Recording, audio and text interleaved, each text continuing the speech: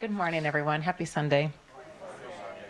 I'm setting a timer today because we don't have a clock up yet, and also because I wrote this at about 3 o'clock this morning.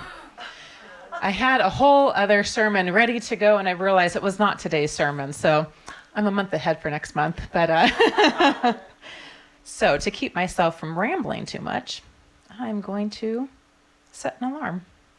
Not an alarm, but a stop clock. All right, here we go. I'm Reverend Krista Erickson. If you don't know me, thank you all so much for being here today. It really means the world to me. Whether you're here in person for the first time, the 100th time, the second time, the third time, or online, I appreciate it. So, why do we come to church? What's the point of being here? What brought you up the stairs? You know, I've been thinking this a lot lately with all the change going on. Like, why? What is it about church? And for me, and maybe for some of you, it's not really about the learning, because there are so many books out there that you can learn from. If you want to know the Bible, read the Bible. If you want to know Science of Mind, read the Science of Mind. If you want to know Charles and Myrtle Fillmore, read their books. Listen to a podcast.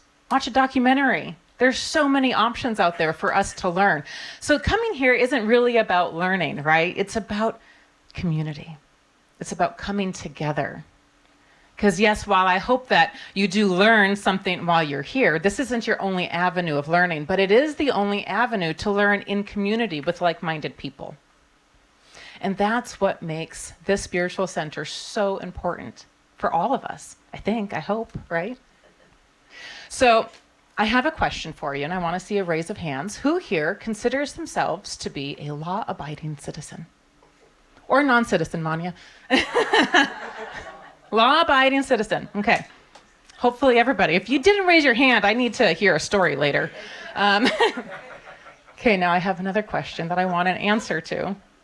Who here has rolled through a stop sign when you didn't think anybody was around? Or just not stopped at all, right? So, you think you're law-abiding, but when nobody's watching, you're not abiding by the law. The same thing happens with spiritual law, too. Right, so we come here to learn spiritual law, that there's one God, one divine presence, one thing back of all things, no matter, it's like, one of the things that I loved, because, I studied a lot of religions, including some religions with multiple deities in it. But my question was always, well, who created them? Like, every day, if you ask yourself, well, who created that? And who created that? And who created that? Eventually, you have to get to one thing. And we call that one thing God. And we don't pretend to even really understand what that thing is. God is just the word that society has deemed appropriate to describe it, because how else do you describe something that created everything? And part of God is the spiritual laws, which is that there's love, there's abundance, there is no limit to anything. In fact, there is a quote that I want to read. This is from Reverend Linda Martella Whitsett in the book How to Pray Without Talking to God, which I've recently read because of Teresa's prayer class. And in fact, the meditation I did, that was from her book as well. It wasn't meant as a meditation, but I loved it so much, I just kind of felt it needed to be said. But anyway, so she says, in the same way that we mature humanly by realizing increasingly our human capabilities, we mature spiritually by expressing increasingly our divine nature. So Charles Fillmore taught, it is your mission to express all that you can imagine God to be. Let this be your standard of achievement. Never lower it, nor allow yourself to be belittled or by the cry of sacrilege. You can attain to everything you can imagine. If you can imagine that it is possible to God, it is also possible to you, because we are created in divine image. We get to practice that here in community. It's hard when you go out into the real world sometimes. It's hard when you're going to the grocery store and you're stuck behind like what seemed like the shortest line, but ends up being the longest line. I have a knack for that. Like that is if I have a special talent, that's my special talent. I always pick the slowest line. But you know what? It's given me a lot of opportunity to practice patience, let me tell you. But here, when we're with like-minded people who believe in the same thing, we get to remind each other how good we are. We get to remind each other how loved we are, how important we are, how useful we are. Out there, it's another story. And that's why coming here is so important. Because we get to lift each other up and uphold each other to our highest selves. It's really difficult to come here in this space and to complain about something. It happens. I've done it. Trust me, I know. But there's always somebody that says, yes, but look at how far we've come. But look at what we've done.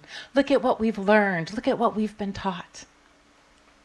No matter how, like this past week, it was really, it was something else here. It looks great today, but on Tuesday we had ceiling tiles falling down from the rain and water was leaking out of the light fixtures. And it was, and the city has suddenly decided that they're no longer going to pick up our trash on the side of the street unless it's in a bin. And we've never used a bin. For years, we've never used a bin. We just put our bags outside and they take it, and not anymore. So it was just one of those weeks where it seemed like every time we took a step forward, it was like 3 steps back. And it was like, come on, God, what's going on? But you know what happened? I called Manya. We called Betsy. Teresa was a part of it. We banded together and we got it taken care of.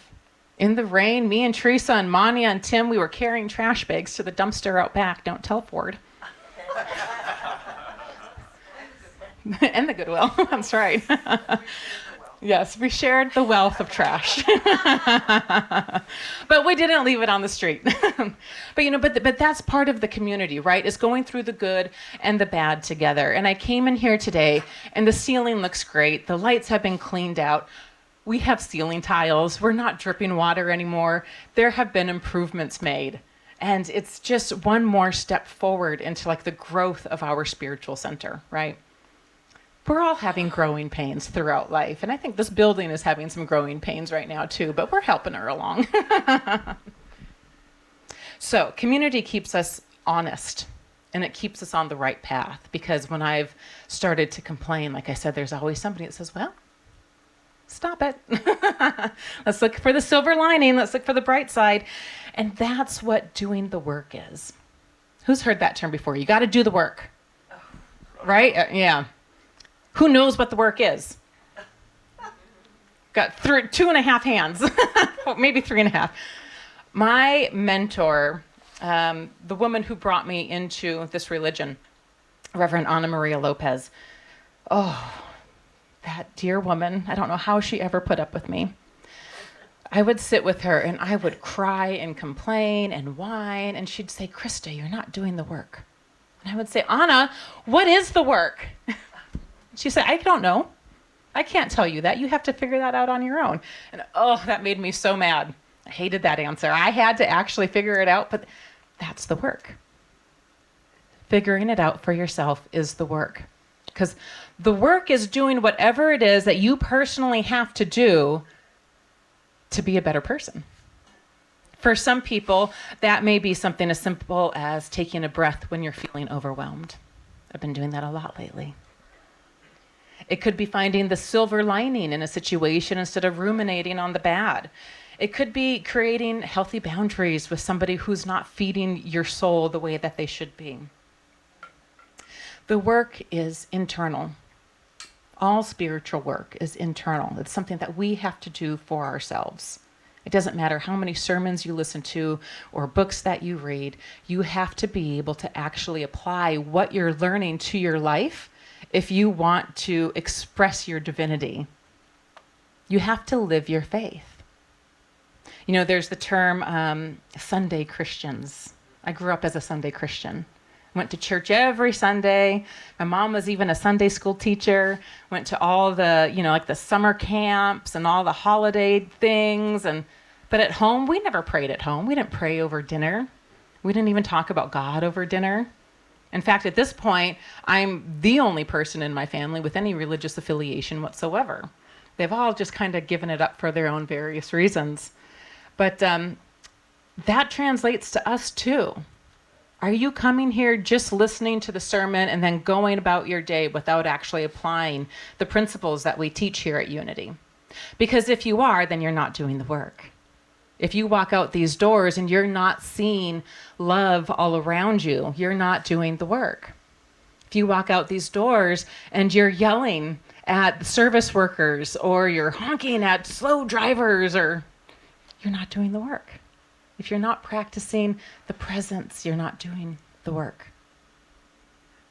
The work is the most important part of a spiritual path.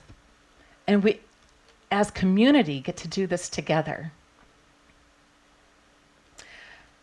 A.W. Tozer, I don't know if I'm saying that last name correctly. He's a Christian pastor from the early 1900s, and he wrote, "We cannot pray in love and live in hate and still think that we are worshiping God."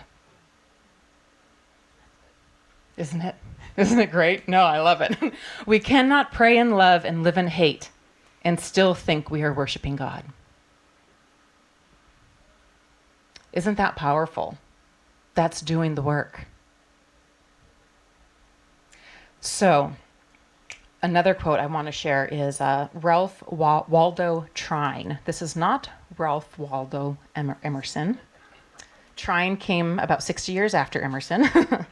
And he says, "To get up each morning with the resolve to be happy is to condition the circumstance instead of being conditioned by them."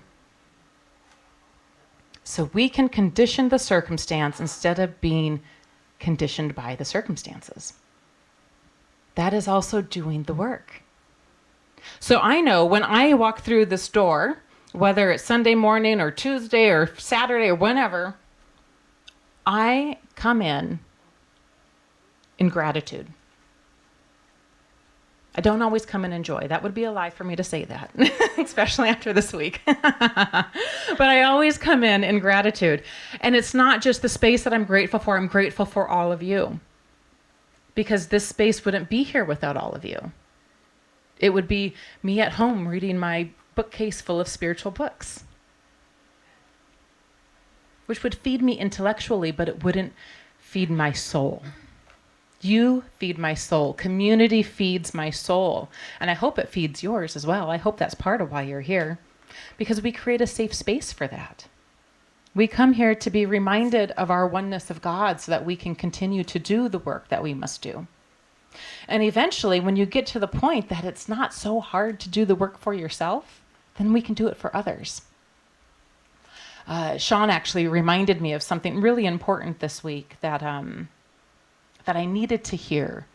He said, not everything has to come from you. It can come through you. Meaning that sometimes we don't have to do everything. Sometimes we are just the avenue for something to happen through. Sometimes just putting an idea out there allows somebody else to step in and to actually do the doing. And that works with us as well. So in Hebrew, the book of Hebrew 10, this is 24 through 25, it says, "Let us consider how we may spur one another on toward love and good deeds, not giving up meeting not giving up meeting together as some are in the habit of doing." There's some shade being thrown there. "But encouraging one another, and all the more as you see the day approaching.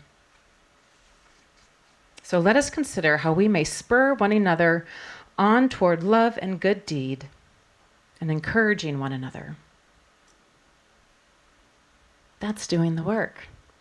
That's coming together as a community. That's what community means. It's not just sitting in the chairs and listening. It's actually helping each other out. Whether that's spiritually, mentally, physically. It is shocking what a hug can do, right? That's one of my favorite parts of service, is we get to hug and say good morning, happy Sunday, how are you? Something as little as that could mean the world to somebody. It can change somebody's total week. Being recognized as a divine being. Being looked at and held in love and respect can absolutely change somebody's mindset. It can change somebody's life. It's those simple acts. That's the work. So I'm just so happy that we get to come here and be together in commUNITY.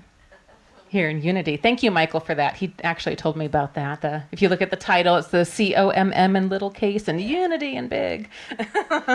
Because you can't have community without unity. And that has really, really shown these last few weeks. I feel like we have come together so well. And look at what we've done. And there's still more work to be done. And we're going to continue to do it. And we are going to continue to thrive together because we are unity. Thank you so much for being here today and for uplifting me. I appreciate all of you. So it is.